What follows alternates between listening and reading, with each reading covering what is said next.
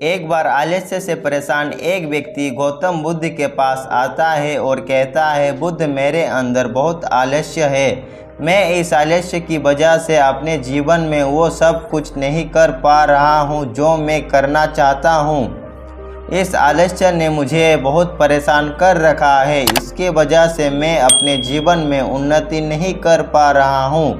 कृपया आप मुझे इस आलस्य से छुटकारा पाने का कोई तरीका बताइए। ये सुन गौतम बुद्ध मुस्कुराते हैं और उस आलसी व्यक्ति से कहते हैं, तुम्हें कैसे पता कि तुम्हारे अंदर आलस्य है? उस आलसी व्यक्ति ने कहा, बुद्ध, केवल मैं ही नहीं बल्कि मेरा पूरा परिवार भी यही कहता है कि मैं एक आलसी व्यक्ति हूँ। बुद्ध ने कहा, क्या तुम मुझे इसका प्रमाण दे सकते हो? उस आलसी व्यक्ति ने कहा, हाँ बुद्ध, मैं दे सकता हूँ। बुद्ध ने कहा, फिर प्रमाण दो। आलसी व्यक्ति ने कहा, बुद्ध, मैं ये तो जानता हूँ कि सुबह उठना मेरे स्वास्थ्य और मन दोनों के लिए ही लाभकारी है, लेकिन मेरा आलस्य मुझे सुबह जल्दी उठने ही नहीं देता। बुद्ध ने कहा, अच्छा, परंतु क्या तुम्हें पता है आलस्य होता क्या है?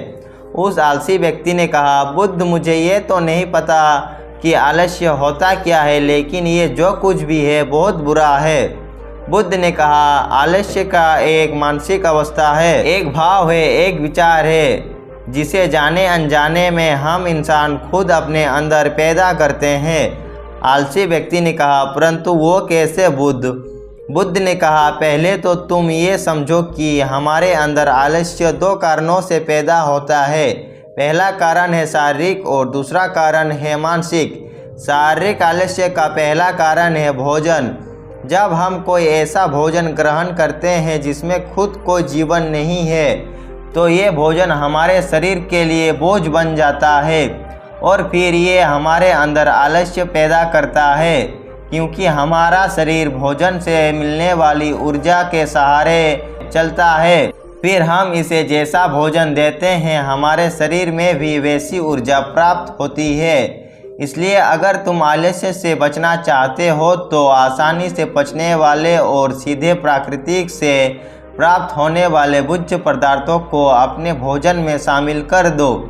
शरीर के स्तर पर आलस्य का दूसरा कारण है गलत तरीके से चलना, गलत तरीके से बैठना और गलत तरीके से लेटना। गौतम बुद्ध ने आश्रम के बिच्छुओं की तरफ इशारा करते हुए उस आलसी व्यक्ति से कहा, अगर तुम ध्यान से देखो तो तुम आश्रम के इन बिच्छुओं के चलने फिरने, बैठने और लेटने में एक विशेष प्रकार का संतुलन नजर आएगा। जब ये चलते हैं तो इनके पैरों के बीच एक तालमेल होता है। जब ये बैठते हैं तो इनकी रीढ़ की हड्डी एकदम सीधी होती है और गर्दन थोड़ी सी ऊपर होती है, और जब ये लेटते हैं तो इनका शरीर एकदम शिथिल होता है। इनके शरीर के किसी भी अंग पर कोई तनाव नहीं होता है, जिसके कारण ये गहरी और आरामदायक नींद ले पाते हैं। उस आलसी व्यक्ति ने पूछा, बुद्ध, क्या पर्याप्त नींद लेना भी उतनी ही जरूरी है? बुद्ध ने कहा, ना कम ना ज़्यादा, हमेशा ही पर्याप्त मात्रा में सोना ही लाभदायक होता है। अगर तुम आज रात पर्याप्त नींद नहीं लेते हो तो तुम्हारा कल का दिन थकान और आलस्य भरा होगा। इसलिए पर्याप्त नींद भी उतनी ही जरूरी है। आलसी व्यक्ति ने कहा, हाँ बुद्ध, ये तो मैंने भी महसूस किया है। बुद्ध ने कहा, शरीर के स्थिर पर आलस्य का तीसरा कारण है सुबह जल्दी ना उठना। ये सुन उस आलसी व्यक्ति ने कहा, हाँ बुद्ध, मैं तो सुबह जल्दी उठ ही नहीं पाता हूँ। बुद्ध ने कहा, तुम सुबह जल्दी तब उठ पाओगे जब तुम रात में जल्दी सोओगे। बुद्ध ने आश्रम के बिच्छुओं की तरफ इशारा करते हुए कहा, इन बिच्छुओं को देखो, इन्होंने रात्रि में सोने का एक समय निर्धारित करके रखा है और यही कारण है कि ये रोज प्रातःकाल जल्दी उठ पाते हैं। हर एक बिच्छुओं को अनुशासन का पालन करना पड़ता है और यही अनुशासन इनके जीवन में संतुलन लाता है। कुछ लोग अनुशासन को एक बंधन समझते हैं। उन्हें लगता है कि अनुशासन उन्हें बांधता है, लेकिन सच्चाई ये है कि अनुशासन हमें बांधता नहीं बल्कि स्वतंत्र करता है। इसलिए अगर तुम शारीरिक स्थिर पर आलस्य से छुटकारा पाना चाहते हो तो खुद को अनुशासन में डालो। एक निश्चित दिनचर्या का पालन करो। उस आलसी व्यक्ति ने कहा, लेकिन बुद्ध शुरुआत कहाँ से करें? सही तरह से भोजन करने से, सही तरह से चलने फिरने, बैठने और लेटने से, या फिर सुबह जल्दी उठने से? बुद्ध ने कहा, शुरुआत अभी से करो। जो भी तुम इस समय कर रहे हो उसे पूरे ध्यान से करो। पहले तुम मन के स्थिर पर आलस्य को समझो। बुद्ध ने कहा, मन के स्थिर पर आलस्य का पहला कारण है हमारी पुरानी गलत धारणाएं। जब हम किसी काम के लिए खुद को काबिल नहीं समझते हैं तब हमारे भीतर आलस्य पैदा होता है। अगर हमारे मन ने यह विश्वास कर लिया कि पिछले बार की तरह ही मैं अगर इस बार भी असफल रहा तो उस काम को करने में हमें आलस्य आएगा, जबकि हम खुद को नहीं समझा पाते हैं कि पिछली बार और इस बार में बहुत फर्क है। अब हम मानसिक तौर पर वो नहीं है जो पहले थे। हमने पिछली बार हार से बहुत कुछ सीखा भी है। इसलिए मानसिक आलस्य से बचने के लिए सबसे पहले खुद पर विश्वास करना सीखो। मानसिक आलस्य का दूसरा कारण है छोटी सोच वाले और आलसी व्यक्तियों का साथ करना।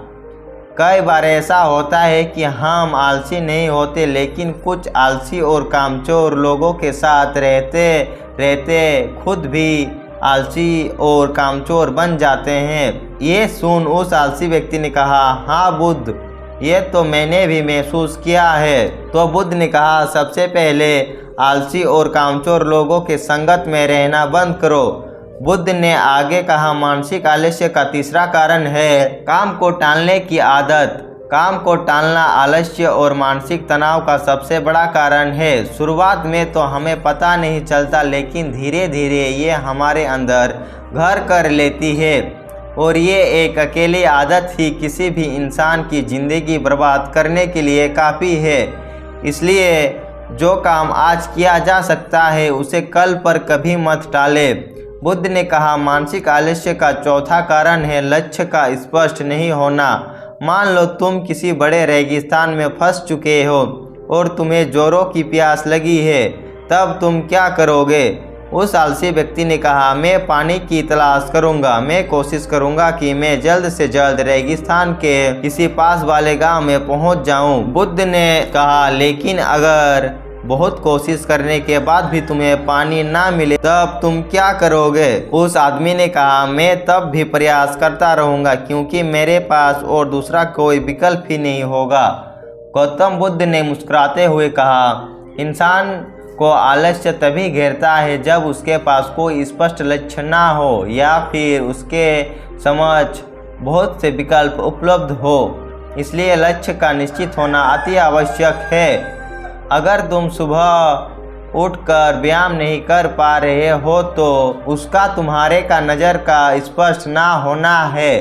अभी तुम भविष्य में होने वाले रोगों और पीड़ा को महसूस नहीं कर पा रहे हो। बुद्ध ने आगे कहा, मन के स्थिर पर आलस्य का पांचवा कारण है किसी काम को करने की कोई बड़ी वजह ना होना। मान लो तुम बहुत कीमती सोना लेकर एक सुनसान जगह से गुजर रहे हो। तुम चलते चलते बहुत थक चुके हो और तुम्हारा मन बैठने का कर रहा है और तुम एक बड़े से पेड़ के नीचे बैठ जाते हो।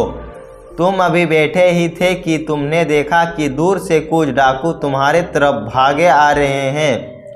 तो क्या ऐसी स्थिति में भी तुम्हारा आलस्य तुम्हें भागने से रोक पाएगा? नहीं ना। तो तुम मेरी एक बात को समझो, तुम्हारा आलस्य केवल तुम्हें उन्हीं कामों को करने से रोक पाएगा जिन्हें करने की तुम्हारे पास कोई बड़ी वजह नहीं है।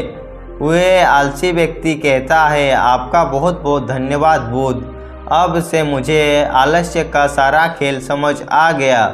गौतम बुद्ध कहते हैं, मेरी एक बात हमेशा याद रखना, जहाँ स्पष्टता है और काम को करने की बड़ी वजह है वहाँ आलस्य हो ही नहीं सकता।